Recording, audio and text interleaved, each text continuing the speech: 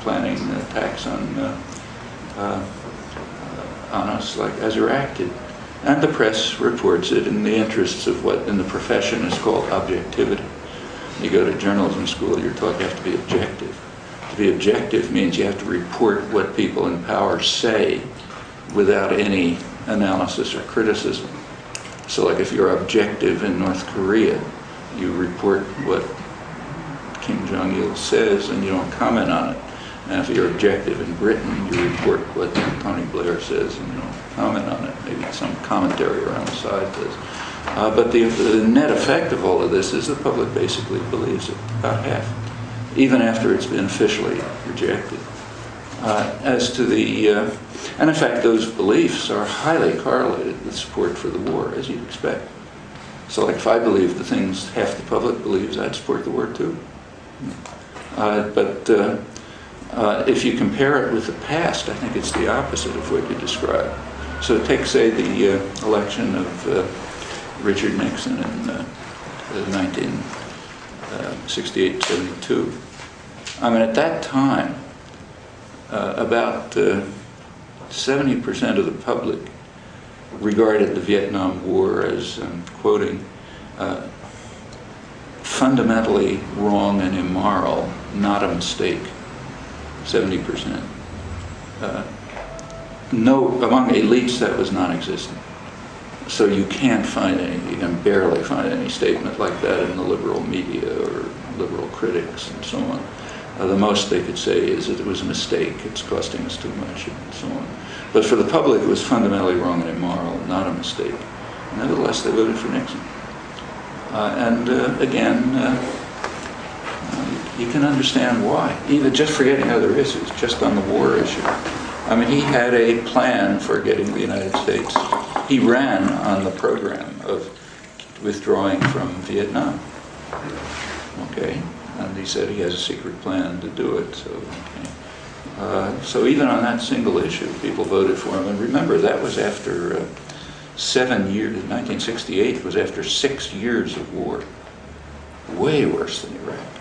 The U.S. attacked South Vietnam in 1962, Kennedy, and it was a serious attack.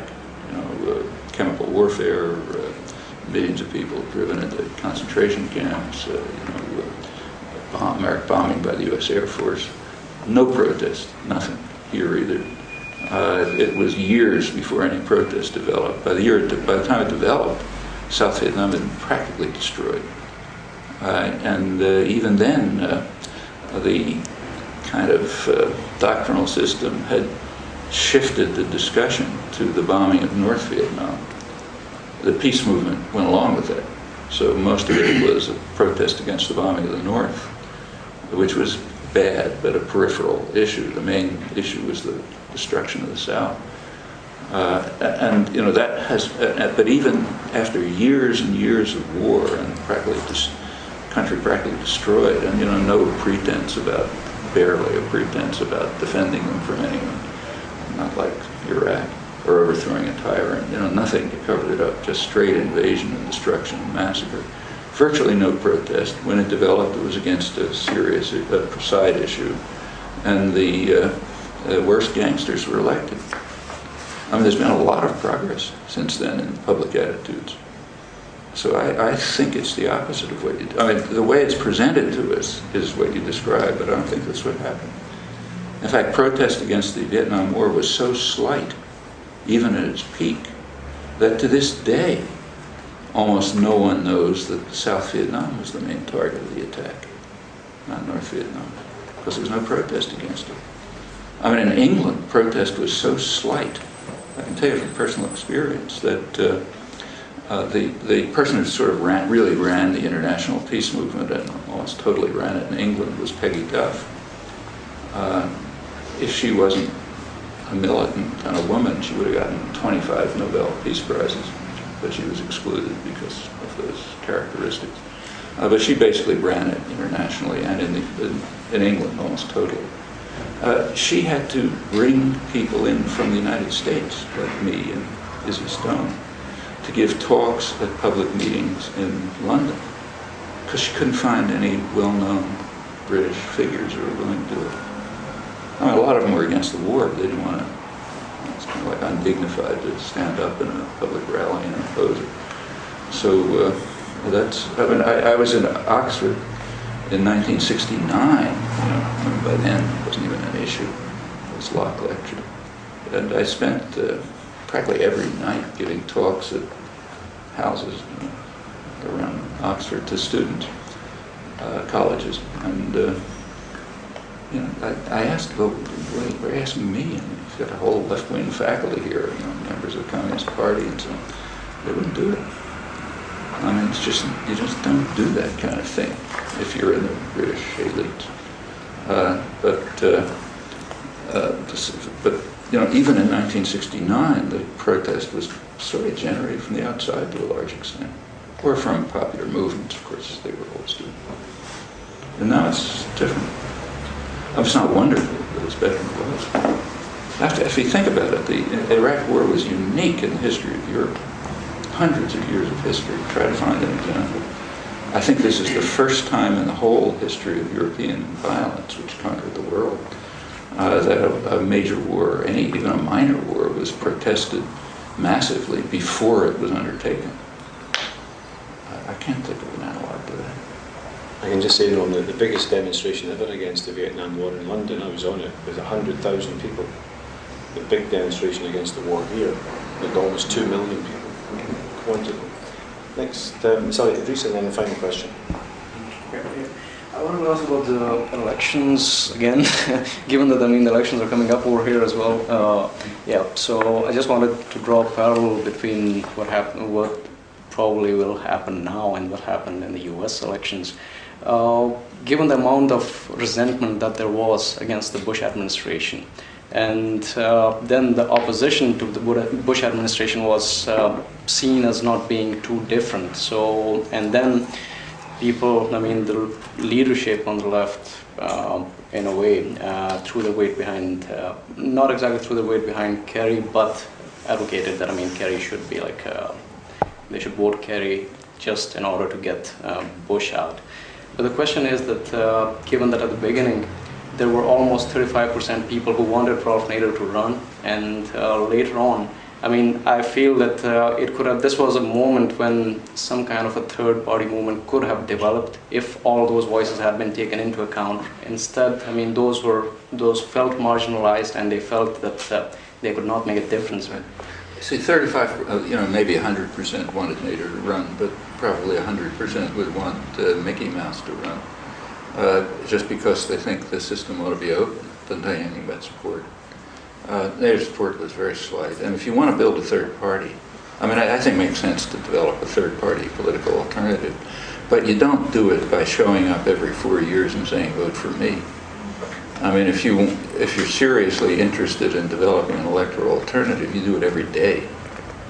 So say in Brazil, a much more democratic country than England or the United States, there is an independent alternative. You can criticize it or dislike it or whatever, but the Workers' Party, whatever you think about it, is a mass political organization. And it's working every day, locally, regionally, variety of issues, all kind of participation and so on. The landless workers movement, which is the most important popular movement in the world, hundreds of thousands of people, is out there every day, doing everything from taking over unworked land for landless workers and fighting off the police and getting killed and so on, to building cooperatives and setting up a social system and so on. That's democracy. And that doesn't exist, and barely exists, in the United States and England. And on the basis of that kind of democratic participation, constant democratic participation, you can develop electoral alternatives. In fact, in Brazil, they were powerful enough to win the presidency. But it's not something that happens by showing up once every 4 years saying, vote for me, and then going off and doing something else. So the Nader campaign was not a serious political alternative. It's coming out of nowhere. There is a party that does try to work regularly, the Greens. But he simply, whatever you think about him again, but he just treated them with contempt. His attitude toward them was, well, you can endorse me if you like, or else get lost. that's not a reasonable political alternative. So the actual choice came down to something complicated. In the United States, elections are extremely limited. In Congress, very few seats are even up for election. The incumbent always wins. So they're fixed seats. That's partly because of gerrymandering, the way they've drawn the district so that the incumbents win, and partly just because of funding. The candidate who receives more funding almost invariably wins in the United States. You can predict it with close to 100% accuracy. So Congress is barely contested. And in the presidential elections, it's like flipping a coin. Kerry got 29% of the electorate, Bush got 31%. Slight difference Kerry would be in. So the issue, and most of the states were safe states. They were going to go one way or the other no matter what you did. So the only issues arose in what are called the swing states, where it was sort of balanced, where the coin was not too biased when you flipped it. In those states, the reasonable position, I think, and my position, was that in those states you should vote against Bush because the party positions are not identical. The Bush positions are much more dangerous, both for the world and for the general population. So keeping the worst out and leaving a little space for work for the future makes sense, I think. In the safe states, you could do anything: vote for Nader, vote for the Greens, and not vote as a protest against the absurdity of the whole system, or whatever you felt like doing. And what actually happened, it's a little bit of an error to talk about elections in November. There really weren't any elections. I mean, we don't call it elections when they had an election in Russia under Brezhnev. Yeah, they had elections, and people pushed leaders and things.